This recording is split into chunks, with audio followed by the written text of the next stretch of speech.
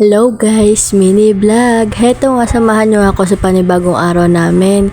Binabad ko muna nga saglit dito yung damit ni Zayden. Heto nga, magluluto nga lang ako ng almusalin namin. Naghanda na nga rin ako dito, taghiwa na nga rin ako ng sibuyas bawang. May natin na nga kaming kanin kagabi kaya na maisasangag ko na nga lang din. Eto nga, ginisa ko na nga rin sibuyas bawang dito.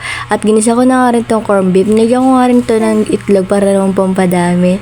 Hala, aminin nyo guys, syempre pampadami naman talaga itlog, diba? Pag nilagay sa corned beef, ganyan din ba ginagawa nyo guys? Eto nga, nagsendok na nga rin ako. Eto nga sa akin tsaka kay Abby, pinagbukod ko na nga na siya para sa ganun ay matutungan siya kumain mag-isa niya. Actually, marunong naman siya kumain mag-isa niya para naman maging independent siya.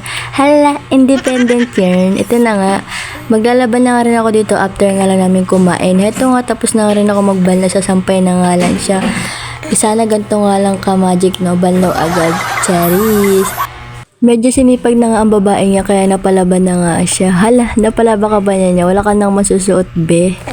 Kaya naman hanggang dito na lang. Bye.